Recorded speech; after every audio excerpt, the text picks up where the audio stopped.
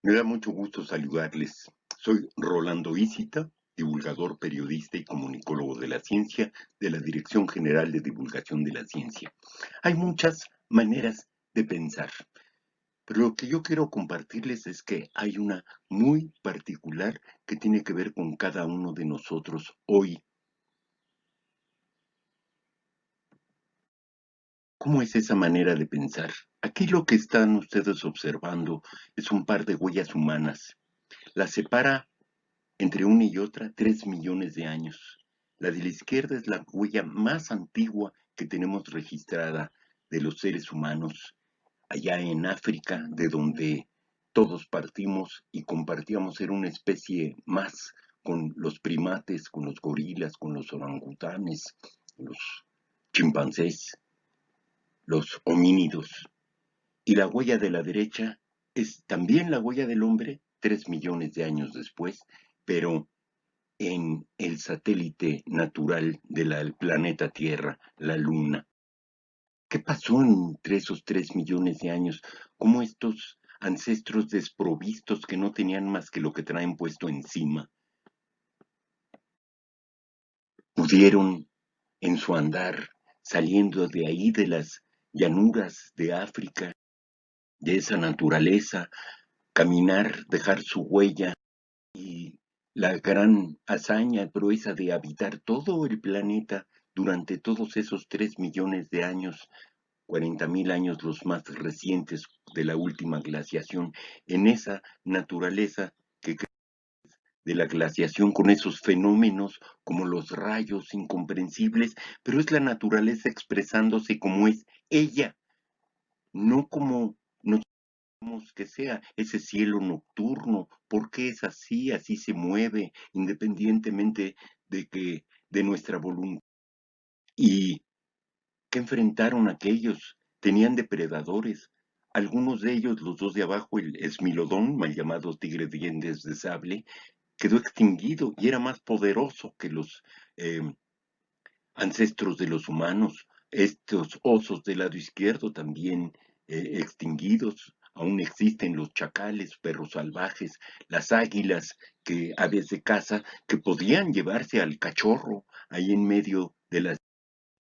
¿Qué fue lo que le permitió a esta especie frente a otras compitiendo por sobrevivir, haber llegado hasta aquí? Pues el cerebro, en su evolución y en su alimentación, sobre todo por proteína animal, acusadamente pescado, se desarrolló y la capacidad de hablar, comunicarse con el prójimo y transmitir la experiencia a la generación. Esa herramienta, el cerebro, nos permite encontrar patrones en la naturaleza. Eso es lo que detecta. También patrones en el cielo nocturno. Ahí podemos ver al centro la imagen que se nos presenta muy acusadamente en invierno en el hemisferio occidental, de que se mete el sol a medianoche, lo podemos ver en el cenit, es la constelación de Orión. De niños nos decían que su cinturón eran los tres reyes magos. Es un patrón en el cielo nocturno y pónganle ustedes el nombre que quieran. Esa capacidad de observación permitió a nuestros ancestros, esta es una imagen de una película de Stanley Kubrick, 2001, Odisea del Espacio, donde esta representación de ancestro en su mente reproduce la amenaza del depredador, del esmilodón, dientes de sable, y que la osamenta que tiene ahí junto, usando el hueso más fuerte, más grande, golpear la osamenta, se rompe y en la realidad, esa sería la hipótesis. Y si le pego a el tapir, que es una osamenta de un tapir, o al esmilodón, igual debe de caer, yo no.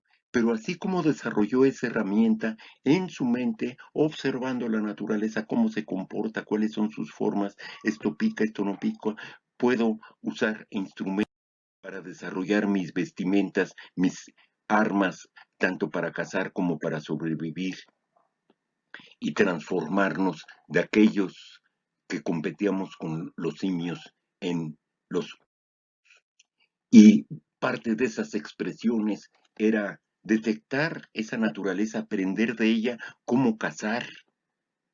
Hay que enfrentar a la presa de frente, nunca la alcanzaríamos, y la importancia de nuestra mano, cómo ese dedo pulgar opuesto a los otros dedos nos permite hacer cosas muy delgadas, muy pequeñas, un hilo para meterlo en una aguja o bien tomar una herramienta muy pesada como un mazo nos es útil.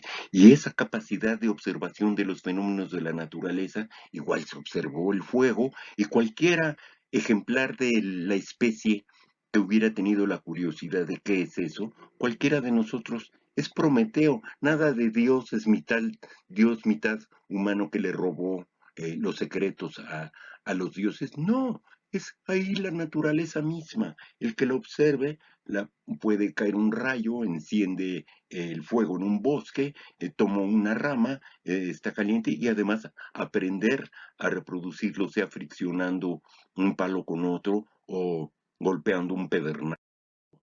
Y bueno, y después, ¿qué seguía de todo eso? De hacernos nuestra vestimenta para protegernos del clima, las armas, tanto para cazar como para defendernos, el fuego para calentarnos y cocinar nuestros alimentos. ¿Qué más seguía? La gran proeza, contar. Las cosas ahí están y se pueden contar. 4 árboles, 4 pisos, 20 libros, 70 personas, pero separar el número de la cosa, esa fue la gran proeza. No 20 personas, sino nada más el 20. No 4 libros, sino nada más el 4. Y poder hacer cálculos, primero contar y después calcular, una gran proeza. Primero con los dedos de la mano, los otros dedos de la mano, los dedos de la mano y de los pies, y luego hacer anotaciones, muchas de ellas seguimos usándola, como la de la pizarra con 4 y una diagonal cruzada. Siempre que vemos eso sabemos que es 5, y cada grupo de esos son 5, y inventarse unos símbolos para cuando son más de 20. Y otra de las grandes proezas, que más que con objetos físicos tiene que ver con las emociones, la compasión, el prójimo, que somos una comunidad y que hay transmitirse eso que le hemos detectado, esos secretos a la naturaleza, y transmitírselo a la siguiente generación.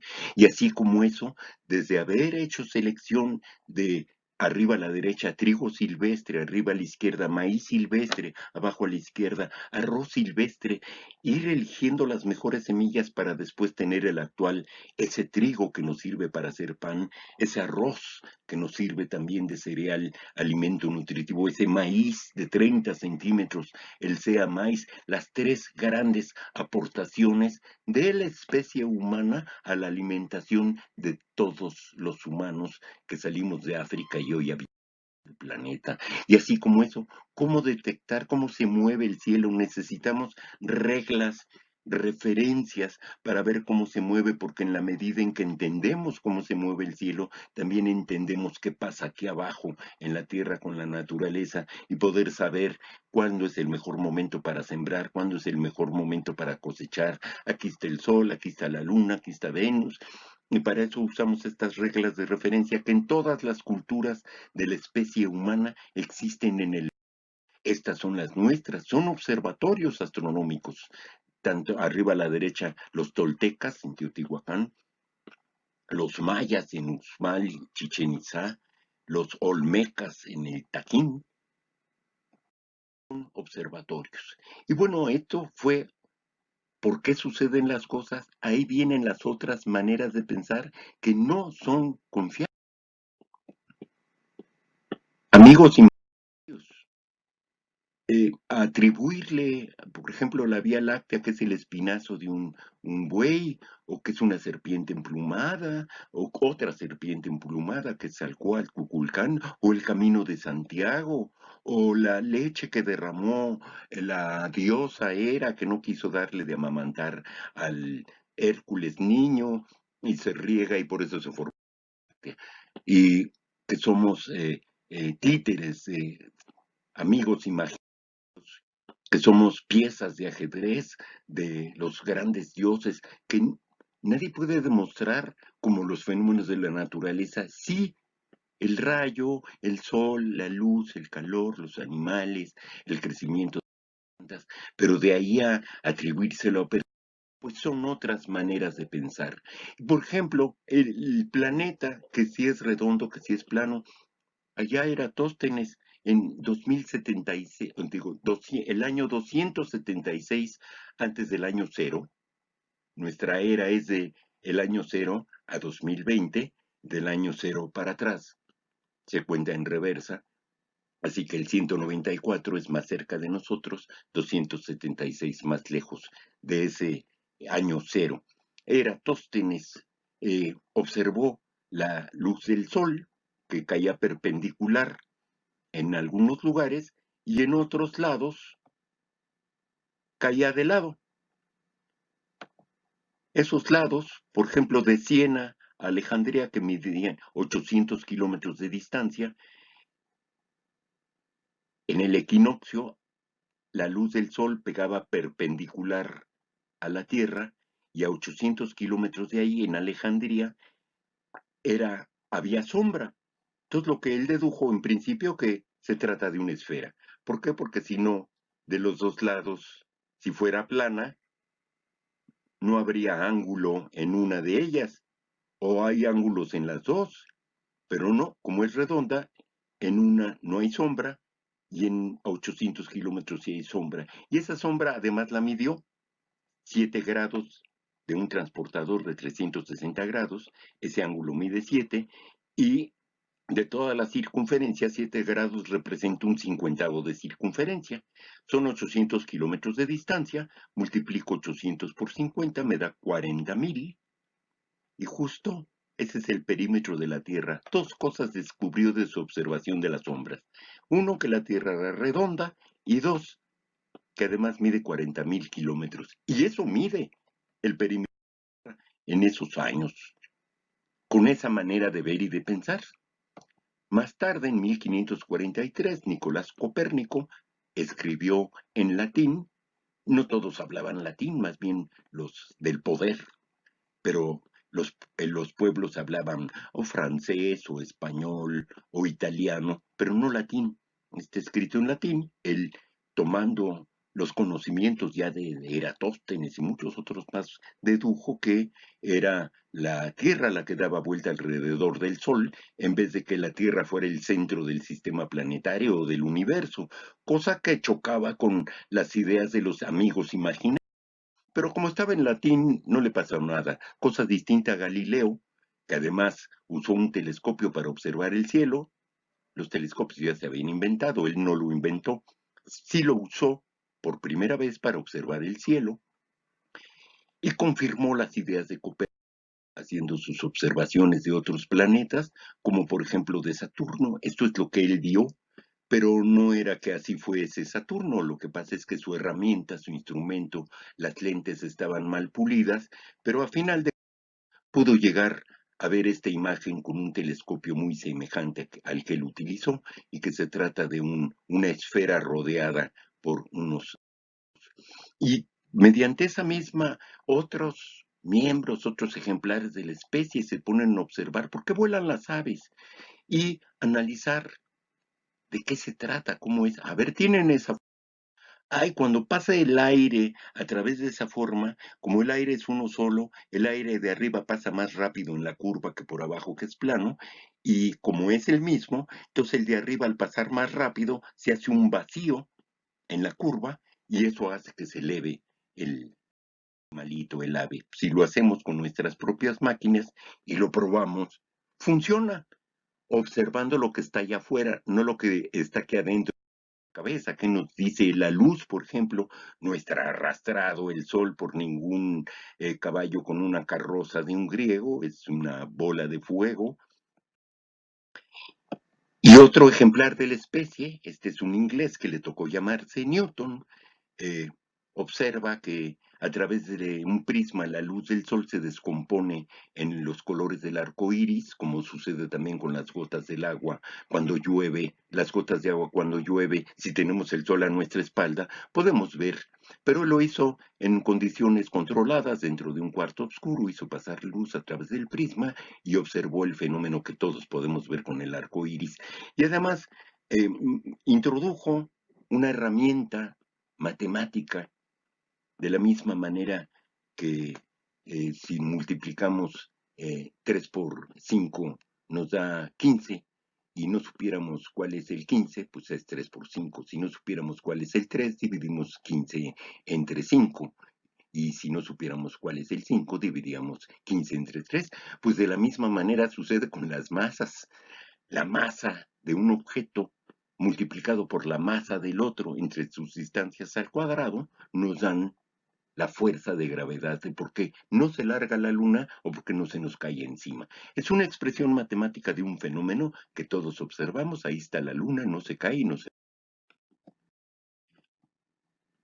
Otro ejemplar de la especie, a este le tocó llamarse Joseph Fraunhofer, observó, igual que Newton, nada más que con un telescopio el Sol, y bueno, no viéndolo directamente se hubiera quedado ciego, reflejándolo en un papel o en una pared, observó que había estas rayitas, y las dibujó él en un papel, y les pusieron las bandas de Fraunhofer. ¿Qué son esas rayitas? Bueno, pues las observó, también alguien observó, nadie en particular, algún otro ejemplar de la especie, que el fuego de color azul es muy caliente, el fuego amarillo naranjado es menos caliente y el fuego rojo menos caliente que los otros dos.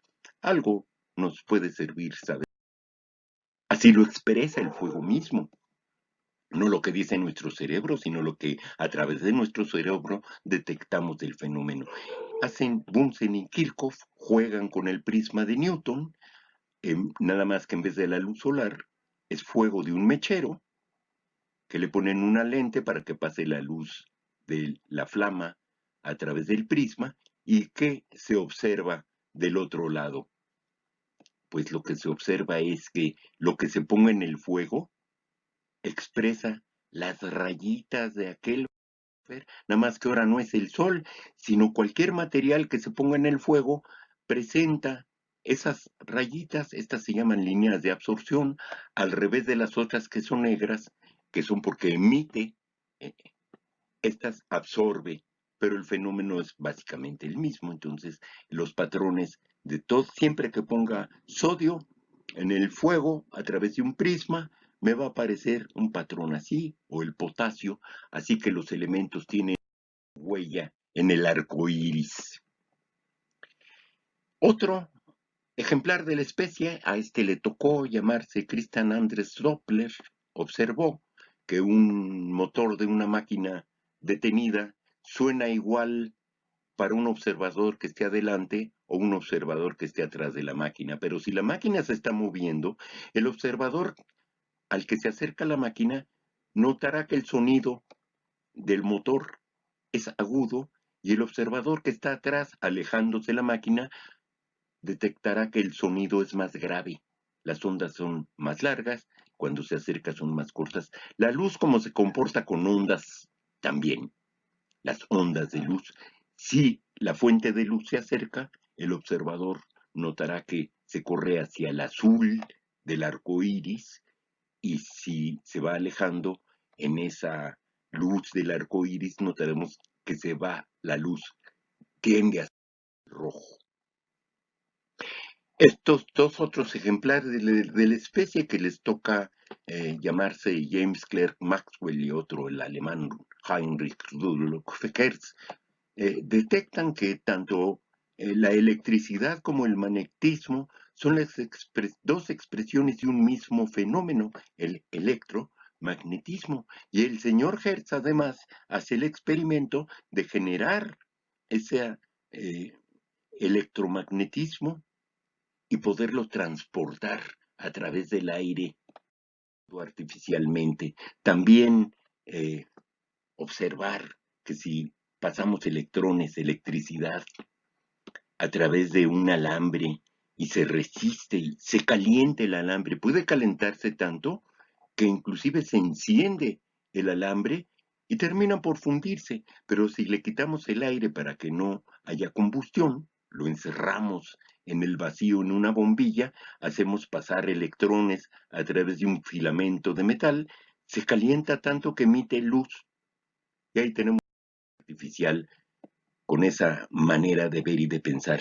Y este otro observador en telescopio, aquellas bandas de Fraunhofer, de Bunsen y Kirchhoff, es la del calcio, por ejemplo, pero observando un objeto que está muy lejos, un cúmulo de estrellas, observando otro objeto más lejano, otro cúmulo, nota que las líneas del calcio, en ese detector de la radiación electromagnética, las líneas del calcio se corren hacia el rojo y además a 15.000 kilómetros. Otro objeto más lejano, las líneas del calcio se corren hacia el rojo y más rápido todavía, y en la medida en que el objeto es más lejano, las líneas del calcio se corren más hacia el rojo y a mayor velocidad. Y esto pues infiere en su cabeza, bueno, si todo lo que observo allá en el cielo se está alejando, quiere decir que todo lo que ya está afuera se está inflando, el universo está en inflación. Y de ahí se deduce, pues entonces, lo que nos sirven las radiaciones, las longitudes de onda, ahí vemos la luz visible, esa luz azul es la atmósfera de la Tierra, que nos protege de rayos gamma, de rayos X, de ultravioleta, la luz que vemos, los rayos infrarrojos, los de radio, y que son de distintos tamaños. Un rayo gamma es más pequeño que un ácido nucleico. Entonces, gracias a todos esos conocimientos, podemos juntar. Esto es lo que observamos en el cielo actual, de cómo se alejan unos objetos de otros y echamos la película para atrás, pues entonces esos objetos se juntan hasta llegar a un punto donde están todos juntos, de donde surge toda esa materia en un solo punto, la teoría del Big Bang, del origen del universo hace 13.800 millones de años. Y sabemos también que depende del tamaño de las ondas electromagnéticas, los cuerpos emiten radiación de altas o bajas energías. Es grande la onda, es baja la energía, es pequeñita la onda, esa es la luz visible, son más pequeñitas que el infrarrojo o el ultravioleta, y sabemos que esté emitiendo luz, emite energía. Así podemos saber de objetos muy lejanos, muy energéticos, como un cuasar, un, eh, o un hoyo negro, o bien dentro del átomo lo partimos y también libera energía, rayos X, rayos gamma, que nos destruyen. O las propias partículas dentro del átomo, que son muy, muy energéticas y siguen una trayectoria hermosas, observando lo que sucede. Ahí tenemos las medidas de las diferentes longitudes de onda, del visible, del infrarrojo, del radio, de los rayos gamma, de los rayos X, muy, muy pequeñitos y quienes lo emiten muy energéticos. Y así como sabemos entonces que los átomos los fabrican las estrellas por todos esos conocimientos, cómo se expresa aquí, se arman como legos y se hacen moléculas, y como lo hicieron Watson y Crick con la molécula de la vida, cada una de esas letras es una molécula de adenina, timina, citosina, guanina, con puras letras. Con 4 letras están todas las instrucciones moleculares de la vida en ese ADN. Con todo eso, entonces sabemos una gran idea, esas maneras de ver y de pensar, como todo lo que sucedió allá afuera a partir de un lugar muy pequeñito y se está expandiendo el universo, es el Big Bang, que se fabrican todos los tabiques con los que está construido todo, las estrellas lo fabrican, y esos tabiques son los átomos, y que cada uno tiene una estructura, que tienen un núcleo, que tiene electrones, que tiene partículas, y es la gran idea del modelo atómico. y cómo se relacionan esos tabiques entre sí. Tuvimos la gran idea de la tabla periódica de los elementos, que cada uno tiene su huella electromagnética en el espectro electromagnético, que es ahora como le llamamos al arco iris, nada más que el arco iris nada más es la luz visible, y con esos se pueden armar moléculas muy complejas, agua o una proteína, o bien cómo están estos materiales distribuidos en nubes de polvo y gas. Esas partículas, por la fuerza de gravedad, empiezan a tener su funcionamiento, esa nube de gas y polvo, y se acumula tanto que se enciende una estrella, pero otros objetos de ese polvo y gas no llegan a, a presionar tanto material como para encenderse, pero se forman los planetas, entre otros uno como este. Y es la gran idea de la tectónica de placas, de cómo se formó Tierra, cómo se formó el Sol, cómo se formaron los otros planetas y cómo se expresa todo eso en la vida. Es la gran idea de el primer átomo hidrógeno del universo hasta el último ser humano, son todas ideas coherentes, la formación de moléculas para la expresión de distintas formas de vida en este planeta, ese planeta que en el universo está ahí en ese punto pequeñito, insignificante, una motita azul pálida que desde Saturno, ahí vemos a través de uno de los anillos la motita azul pálida a 1.429.400.000 kilómetros de distancia. Ese es el tamaño aproximado abajo, una bolita, la Tierra, de a nuestra estrella Sol, ese planeta vivo donde hasta las piedras forman parte de la construcción de los seres, y su compañero, la Luna, que probablemente surgió de un gran impacto y uno de los pedazos se formó la Luna y viajaron juntos, nos puede pegar ese impacto de otro objeto también, como aparecieron los dinosaurios, y de las distintas maneras de ver y de pensar que pueden existir, como estas, en 1899. ¡Ay, se va a acabar el mundo a las 12:45 de la noche! Y no es cierto, aquí estamos, por esas maneras raras, extrañas, confusas de pensar, distintas a la que hemos pensando, todas esas no funcionan. La que funciona, la que es creíble, la manera de ver y de pensar, ciencia. Gracias. Secretaría de Cultura. Gobierno de México.